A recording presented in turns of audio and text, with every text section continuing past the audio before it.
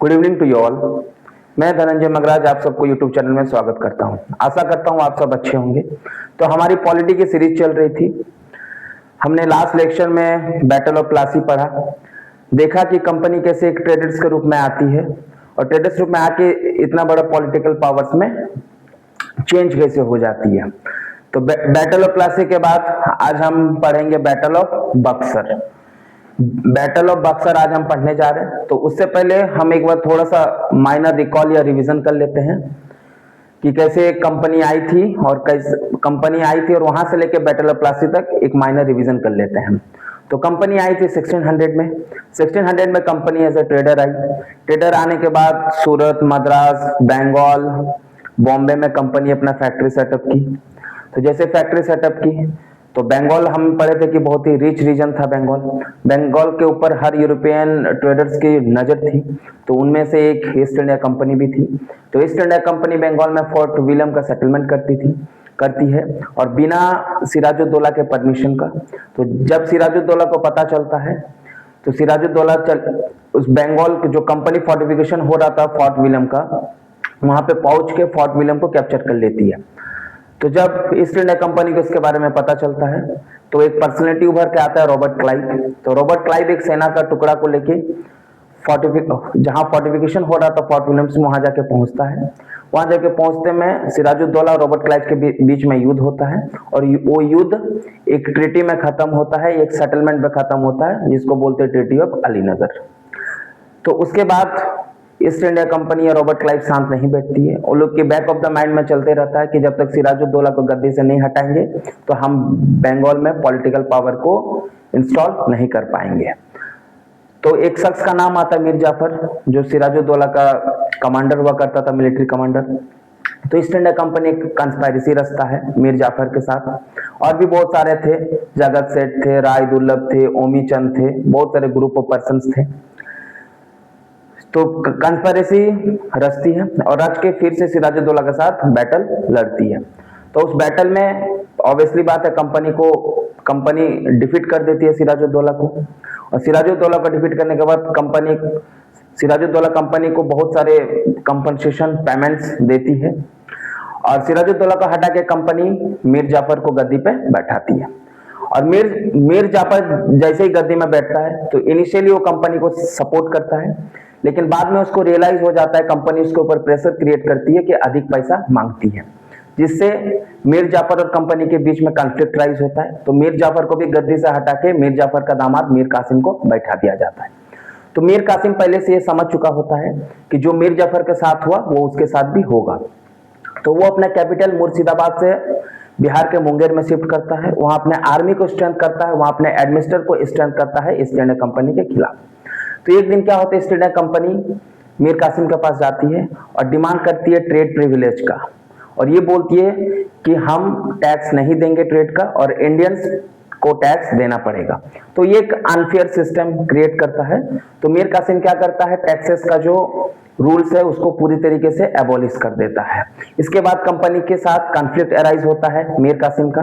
तो मीर कासिम कंपनी के साथ बैटल होता है और बैटल के बाद कंपनी इस बैटल को जीत जाती है, मीर कासिम हार जाती है। लेकिन मीर कासिम तब नहीं रुकता है, बैटल में जो भी लॉस हुआ होगा वो कंपनसेशन के रूप में Mir Kasim East India Company को देती है। और फिर मीर कासिम क्या करती है, सीधा अवध के नवाब के पास जाती है, शुजाउद्दौला के पास, और उसके बाद मुगल एम्पायर शाह आलम के पास जाके एक कोलिशन टीम गठन करता है ईस्ट इंडिया कंपनी के खिलाफ। जो आगे जाके हम पढ़ेंगे वही कोलिशन टीम एक बैटल लड़ती है और उस बैटल को आज हम जानते हैं बैटल ऑफ बक्सर के रूप में। तो आज हम पढ़ेंगे बैटल ऑफ बक्सर। तो बक्सर एक ऐसा जगह है जो प्रेजेंट डे बिहार में स्थित है। तो बैटल ऑफ बक्सर में यहाँ दो प्लेयर्स का रोल होता है। एक साइड में होती है कंपनी और एक साइड में होती है इंडियन अलायंस, जो मीर कासिम ने बनाया था शुजाउद्दौला और शाह आलम के साथ मिलके। तो बैटल ऑफ प्लासी में हम देखे थे कि बैटल को कंपनी के तरफ से रॉबर्ट क्लाइव ने लीड किया था, लेकिन बैटल ऑफ बक्सर में रॉबर्ट क्लाइव नहीं होते हैं, उनके जगह पे हेक्टर मुनरो इस बैटल को लीड करते हैं। तो ये बैटल होता है। बैटल में ऑब्वियसली बात है कि बैटल ऑफ प्लासी से ही कंपनी इतना ताकतवर हो जाती है, इतना स्ट्रांग हो जाती है कि उसको हराना भी मुश्किल हो जाता है। तो ऑब्वियसली रिजल्ट भी वही आता है, कंपनी जीत जाती है। तो कंपनी तो जीतती है, लेकिन इस युद्ध में ये देखा जाता है कि प्लासी से भी ज्यादा इंपॉर्टेंट ये बक्सर का युद्ध रहता है। क्यों रहता है? क्योंकि प्लासी कंपनी कैसे जीती थी? कंस्पायरेसी के दम पे जीती थी, पॉलिटिकल मैनिपुलेशन के दम पे जीती थी, लिमिटेड मिलिट्री एंगेजमेंट के दम पे जीती थी।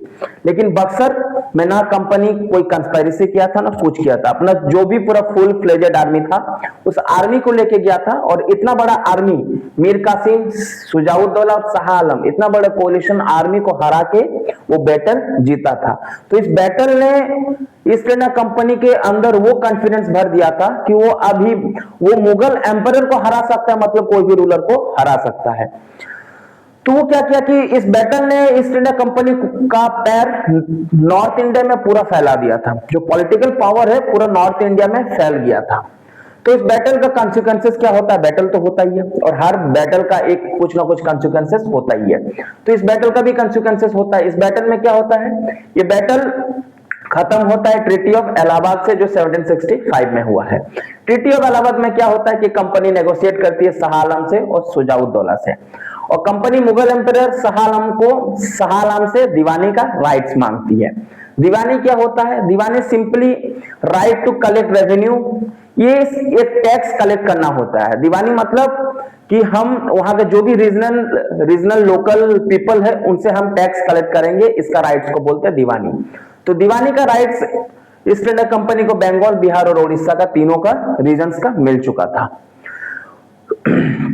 दीवानी से क्या होता है कि अब कंपनी और इकोनॉमिकली स्ट्रांग धीरे धीरे स्ट्रांग होती जाएगी, क्योंकि अभी कंपनी के पास पहले तो प्लासी के बाद से कुछ पैसा आ ही रहा था, और जब दीवानी का राइट्स मिल गया तो कंपनी के पास पूरा टोटल जो रेवेन्यू का कलेक्शन है, टैक्स का कलेक्शन है, पूरा कंपनी के हाथ में आ गया। तो पहले कंपनी क्या थी? पहले कंपनी एज ए ट्रेडर के रूप में इंडिया आई थी, लेकिन अभी company collect revenue from millions of people. अभी कंपनी रेवेन्यू कलेक्ट करेगी हजारों लाखों करोड़ों लोगों से। तो कंपनी को बैटल ऑफ बक्सर एकदम इस जगह पे जाके खड़ा कर दिया था कि कंपनी वहां से एकदम ताकतवर के रूप में उभर के आ रही थी। तो ये जो रेवेन्यू है, ये रेवेन्यू अभी कंपनी अपने आर्मी में, अपने एडमिनिस्ट्रेशन में, अपने वर्क्स में, अपने एक्सपेंशन, जो ब्रिटिश ईस्ट इंडिया कंपनी जो अपने खुद को एक्सपैंड करती है, उस एक्सपेंड में भी जो भी फाइनेंशियल का जरूरत होता था इसी रेवेन्यू से वो फुलफिल करता था, अपने ट्रेड में भी इसी रेवेन्यू से करता था। तो अब क्या हुआ? अब जो पैसा कंपनी ब्रिटेन से मंगाता था, या वो पैसा का भी जरूरत कंपनी को नहीं, कोई जरूरत ही नहीं था उस कंपनी को, क्योंकि कंपनी इतना सारा रेवेन्यू जनरेट कर ले रही थी, इतना सारा टैक्स ले रही थी कि पूरा कंपनी का एकदम फाइनेंसिस इसी टैक्स से कंप्लीट हो जा रहा था।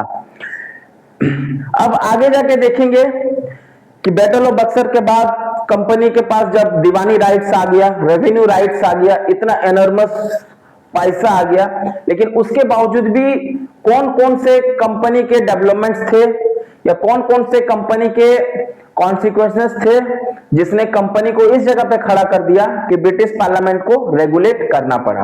अब हम आगे जाके देखेंगे इसको।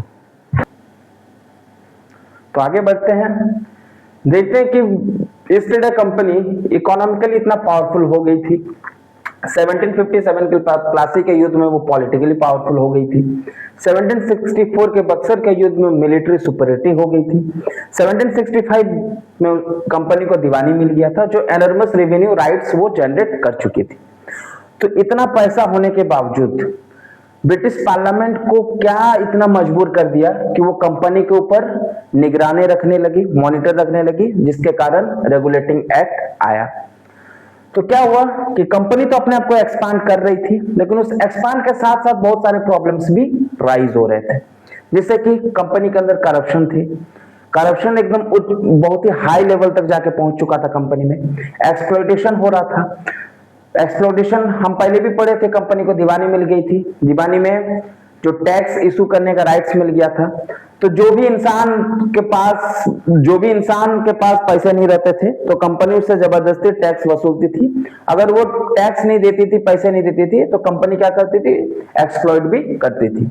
उसके बाद एडमिनिस्ट्रेशन कंफ्यूजन चल रहा था कि कंपनी पॉलिटिकल इतना इन्फ्लुएंस हो गया था कि कंपनी भूल ही चुका था कि वो एक्चुअली में यहाँ पे एक ट्रेडिंग कंपनी भी है, उसको यहाँ पे एक कमर्शियल बिजनेस पे भी ध्यान देना है, वो भूल ही चुका था। तो इसके कारण क्या होगा, फाइनेंशियल प्रॉब्लम्स भी राइज हुआ। ऑब्वियसली तो बात है, जब आप पॉलिटिकली इतना घुसेंगे, कमर्शियली आप एक्टिव नहीं रहेंगे, तो फाइनेंशियल प्रॉब्लम्स भी देखने को मिलेगा। उसके साथ साथ सबसे बड़ा एक मेजर इवेंट हुआ जिसको हम बंगाल फैमिन के नाम से भी जाने जाते हैं, 1770 में बंगाल फैमिन। फिर कंपनी के अधिकतर ऑफिशियल्स प्राइवेट ट्रेड में बिजी हो गए थे, ब्राइब्स लेने लगे थे। तो ये सब प्रॉब्लम्स अराइज होने के कारण क्या हुआ कि कंपनी तो पॉलिटिकली कंपनी ग्रो कर रही थी, लेकिन कमर्शियली कंपनी डाउनग्रेडिंग की तरफ बढ़ रही थी। तो इसके चलते कंपनी को 1 मिलियन पाउंड्स का नुकसान झेलना पड़ा। 1 मिलियन पाउंड कंपनी एकदम डेट में चली गई। फिर जब कंपनी ब्रिटिश पार्लियामेंट के पास गई कि आप मुझे 1 मिलियन पाउंड दे दीजिए, मुझे जो कंपनी का डेट है उसको मतलब कंपनी को उस डेट को खत्म करना है। तो ब्रिटिश पार्लियामेंट एकदम शॉक पे चला गया कि कंपनी तो अच्छा खासा चल रही थी, इतना पैसा था, लेकिन उसके बावजूद भी कंपनी इतना बड़ा डेट में कैसे चली गई। तो ब्रिटिश पार्लियामेंट को रियलाइज हुआ कि कंपनी के पास एनॉर्मस पावर होते हुए भी इतना भयानक डेट में कैसे चली गई।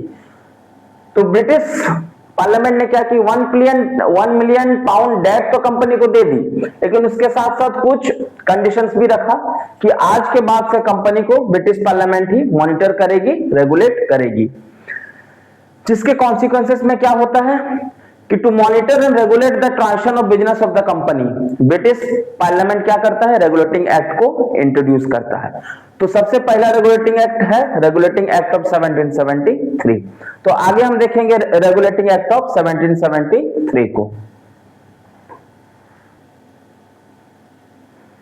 अब देखेंगे रेगुलेटिंग एक्ट ऑफ 1773। अब रेगुलेटिंग एक्ट ऑफ 1773 के प्रोविजंस को देखेंगे, एक एक प्रोविजंस को देखते रहे। तो पहला प्रोविजन है act transferred governor of Bengal to governor general of Bengal. तो जो पहले जो गवर्नर ऑफ बंगाल थे, ऑब्वियसली हम पढ़े थे कि तीन एकदम प्रोविंसेस थे बड़े बड़े, बंगाल, बॉम्बे और मद्रास। तो हर 3 प्रोविंसेस पे गवर्नर बैठा के रखे थे ईस्ट इंडिया कंपनी ने। तो जो गवर्नर ऑफ बंगाल था उसको बना दिया गया गवर्नर जनरल ऑफ बंगाल। तो first governor general of Bengal was Warren Hasting. Second provision, Warren Hasting जो गवर्नर जनरल ऑफ बंगाल थे, उसको असिस्ट करने के लिए 4 मेंबर ऑफ एग्जीक्यूटिव काउंसिल का इंट्रोड्यूस किया गया।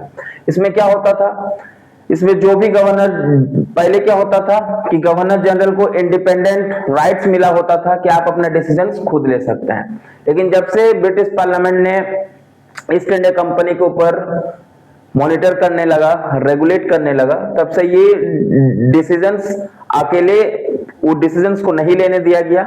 इसके अलावा उसके जगह पे क्या रख दिया, 4 मेंबर्स ऑफ एग्जीक्यूटिव काउंसिल, कि अब से गवर्नर जनरल ऑफ बंगाल कोई भी डिसीजन लेगा, ये 4 मेंबर ऑफ एग्जीक्यूटिव अपने काउंसिल से पूछ के ही लेगा। इन केस डिसीजन सारे मेजोरिटी में लिए जाएंगे।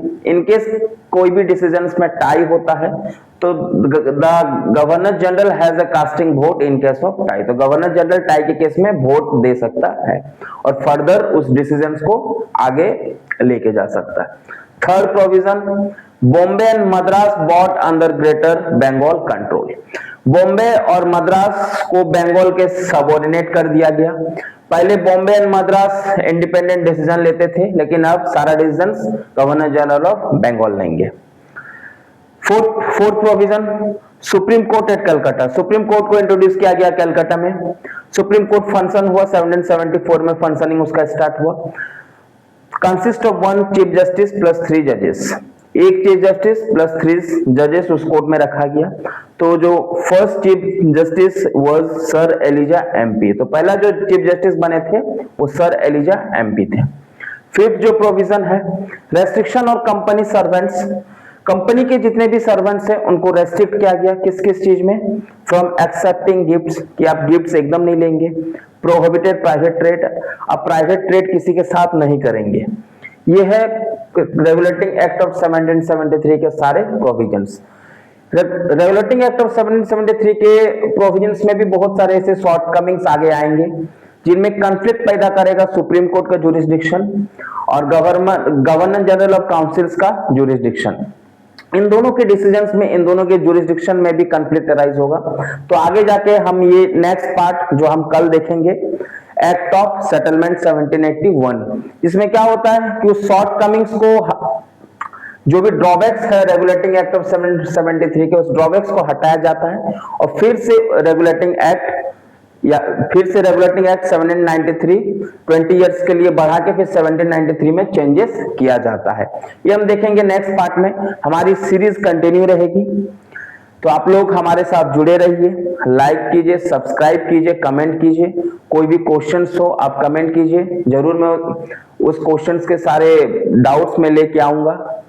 और हमारे साथ बने रहिए और इस सीरीज में जुड़े रहिए। हम इस सीरीज को अभी कंटिन्यू रखेंगे, पूरा लक्ष्मीकांत को एकदम खत्म करना है, क्योंकि 2027 में जो भी टारगेटेड स्टूडेंट्स हैं, जो टारगेट कर रहे हैं उस सेशन को, उस साल को, वो एकदम आइए, हमारे साथ जुड़िए और हमारे साथ बने रहिए। Thank you and good night to all of you.